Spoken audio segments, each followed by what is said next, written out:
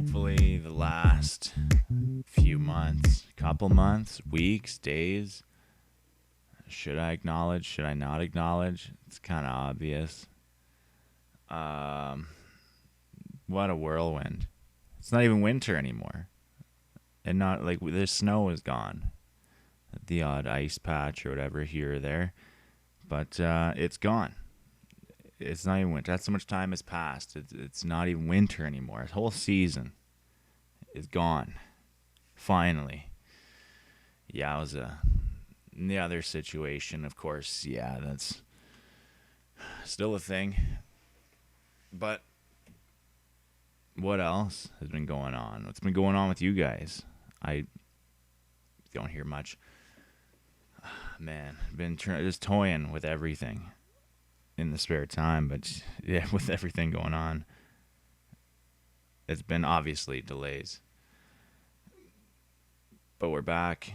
We're gonna get back into, just the deep conversation, the intense emotional discoveries that we venture through. There was one thing that I came across that really shook things up for me. Really changed. It was something that I added to the bucket list, so to speak. Something that I thought would be a lot of fun. But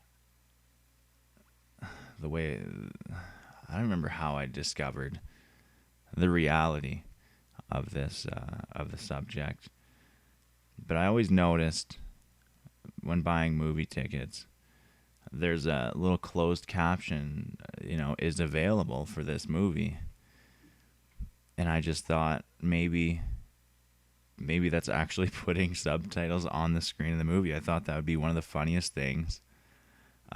Is everyone just goes in to see this movie, and all of a sudden subtitles are coming up, and the whole audience is just looking around like, who's the subtitles guy? Who puts subtitles on? I don't mind them when I'm at home. When I go to a movie, the sound's obviously going to be loud enough that I don't have to try and read to see if I missed anything. So I don't even think about subtitles going to the movie.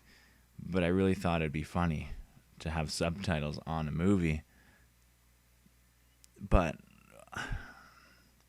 I've recently come to learn how they adapt to this subtitles, the closed captioning on movies. And man, what a disappointment. It fell down that bucket list. Like, man, I could do this whenever. The only other thing that if I could rent a theater for a night and just trick people into thinking they're going to see a movie that they're going to see, or even convince a theater to just play an older movie one night and just turn subtitles on and just see how long it takes for somebody to say something, to see if anybody's going to get up and leave. It probably wouldn't be that much. I'd probably have to compensate anybody that left, to the theater at least. But I thought that'd be hilarious to watch. Yeah, like a 2.5 hour movie in the theater with on-screen subtitles. And I specify on-screen because maybe you guys know this already, but it was a real eye opener for me. The way they do subtitles is it's on an individual basis, so it doesn't disrupt the other moviegoers too much, which makes sense. Should have seen that one coming. And the way they do it is it's like a cup holder with a little gooseneck to a little personal display. And that's what you have in front of you if you need the closed captioning, which is neat. Great to have the option. I was just hoping it was going to inconvenience the other moviegoers more, which is a good thing it doesn't. But I was just really hopeful that you could have subtitles on the movie screen as per your request, and then if one person complained, maybe the theater was like, we'll get you a free snack, free drink, something. If like half the theater complained, if they had to like put it to a vote, and then the one person who wanted subtitles just maybe they get the free snack, maybe they get a free ticket to something else. I thought it'd be a lot funnier than it turned out to be. It turned out to be a lot more respectful of everybody around them, which in the end is probably the best way to run business there. Man, if I ran a movie theater, I'd 100% that would be if anybody requested subtitles for a movie, I'd find every way to have subtitles on that movie on the screen, because I think that'd be fantastic. Because subtitles on the screen, people have pretty strong opinions about those. There's a time and place for it. A lot of people, they don't want to have their TV just jacked. Some people can't have their TV just jacked. Maybe they just like following along with the words, helps them focus. I've noticed there's some things they're too quiet. Even if you have your TV jacked, like there's something quiet in the background that subtitles picks up. They threw that on, but like to pick it up just with your ears, it's you miss it. And then you got sometimes they got the whatever the script they used for the subtitles is different than what they put in the movie or TV show. So then that doesn't mesh, and then that kind of takes you out of the whole experience. Some people just absolutely hate it. Words on a screen, terrible. They hate it. And unfortunately, I do play for both teams there, so I'm okay. I'm okay with either or, just time and place, of course.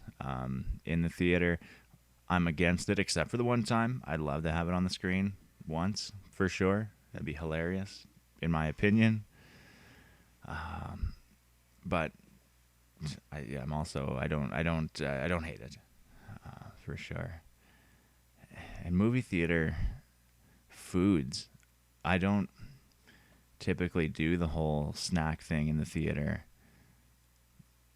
because I don't want to disrupt my my viewing. I'm paying an arm to get in there, and then another leg to fill up on some sort of sugary, buttery mess that's just gonna get stuck in my teeth or cause me to have to go to the bathroom halfway through and miss this movie that, again, I paid a limb for, like a fair-sized limb. It's a hefty price. And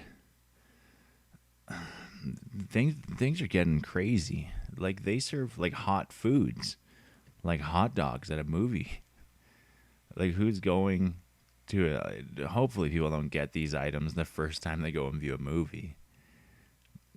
They go get a couple hot dogs, maybe a separate bowl of chili, and they'll like dip it throughout.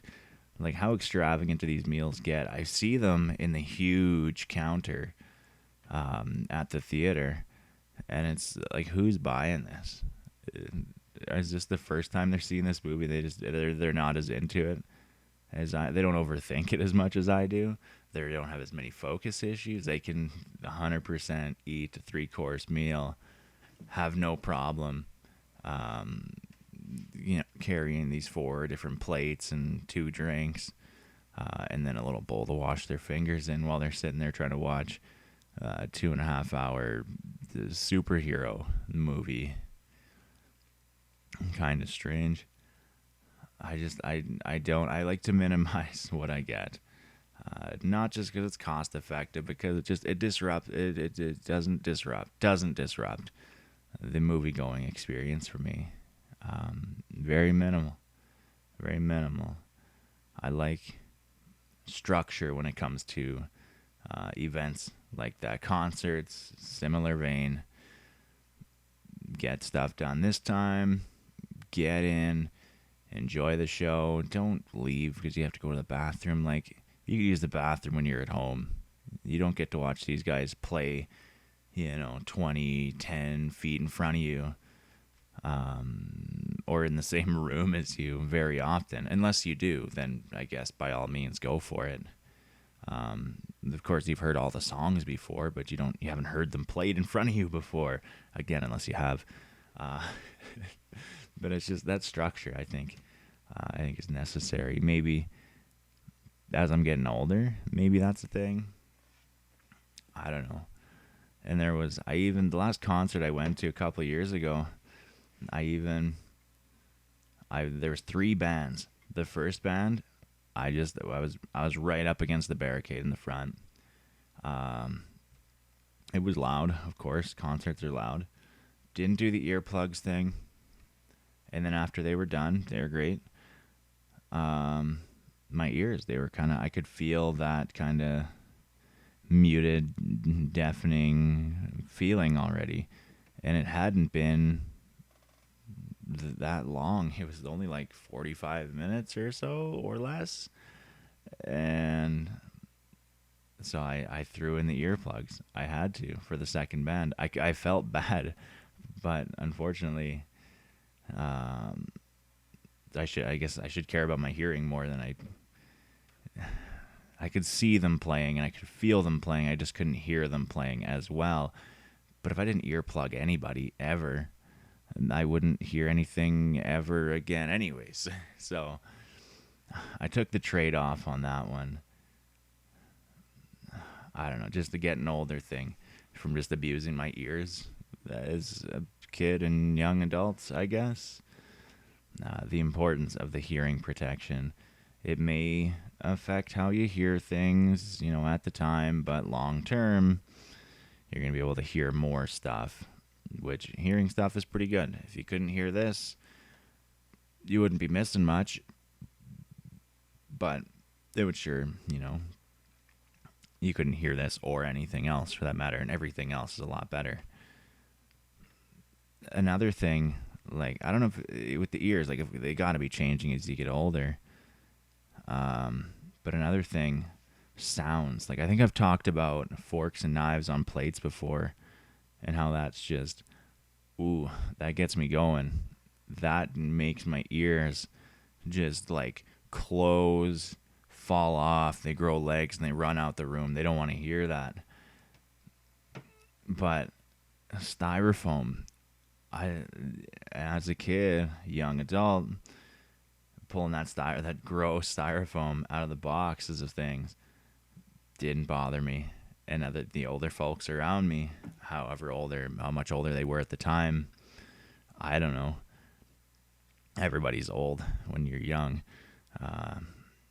but nowadays it's kind of bugs me, and I don't know if at the time I should have inquired. Like, did these sounds always affect you? It's just kind of weird how the whole aging process, not just the joints and all the the sounds the body makes, but it's how it takes in those sounds, how that changes, and not just frequencies, but just kind of the way these things sound. Like the styrofoam just sound worse as you get older. Like people in their 90s, if somebody like says the word styrofoam, do they just like get under their table and like put their get their arms over their head like there's an earthquake or something? They're just not looking forward to it. I feel like I may be in that column there, that section of people, because it's progressively getting worse and worse. I had to unbox something. I guess quite a few things. Most recently was a printer, and it had the big solid styrofoam pieces in it, which weren't awful. I was very slow and careful with it. I didn't want that stuff rubbing on cardboard, each other, anything. I didn't want to hear it. It was very nerve-wracking. Like, I felt like I was on the bomb squad taking this stuff out, getting it set aside so I didn't bump it, didn't get to hear it. But a few months ago, there was something that I was unboxing. It was what was it? It was kind of like a play set thing. And you know those thin sheets they put in like furniture boxes? It was one of those that are just messy. And it just, man, that's some of the worst styrofoam. That's got to be like F tier styrofoam. If we were to rank the styrofoam, that would be bottom of the barrel for me. Packing peanuts are fine. I don't believe I have any issues. I've dealt with those a couple times again over the last few months. No issues. I can touch them, swirl my hand in them, jumble them up. That's fine. I can do that. But as soon as it comes to styrofoam plates, I don't think they bother me. Styrofoam plates, we'll call them like a solid B, tier, because they're not the greatest for hot foods. You can't microwave anything on it, so you got to make sure you got paper towel, paper plates, and if nothing else, or just real plates, I guess. But who likes doing dishes? Let me know in the comments below. But yeah, the styrofoam cups, they can get messy too. I'd say those C tier. Styrofoam cups, C tier styrofoam product. Definitely more of a like a plastic cup guy. If I'm going for a disposable cup, we're going the red Solo cups, which, man, that song that came out years ago about said drinking apparatus, it makes me hate saying the name. I don't dig that song. It seems fun for the people that enjoy it. It's just kind of giving me, so it comes into my mind every time this cup comes into my hand, which I hope they get compensated for. Not that song made me buy these cups. I was a fan of these cups pre-song. But every time I'm handling one of these cups, that song definitely comes into mind, because that's the only way to say it. Come on, let's be honest with ourselves. Who's buying the blue Solo cups? That doesn't have the ring of the red Solo cup. And even the cadence, like, it makes me aware of how I say it. And I feel like that's huge. It affects my entire experience with these cups. Can you microwave? Probably not. I'll check after. I'll let you know. I'll let you guys know. Hopefully next week. I've been in a bit of a rut, we'll say, the last little bit here, and things aren't looking up. But I'm hoping, the hopes with this is to relieve anybody listening of just anything else, just to stop thinking of anything else, because it's nonstop out there these days with, the one situation we don't talk about, but gently reference to, that I'm sure is still an ongoing stressor for a lot of people. There's been very light, negative effects involving me directly, just not allowing me to go to work. Minimal. Thankful for that. Not worse, at least to my knowledge, that people have chosen to share with me. How do we dig ourselves out of this real hole? I'm just hoping you guys are having fun. I'm hoping to be back. Quick, boring, still nothing on the screen. It's coming eventually. Bear with me. we'll set goals. We'll set goals together. You got nothing to look forward to? You got some things bumming you out? Let's look forward to this show getting better.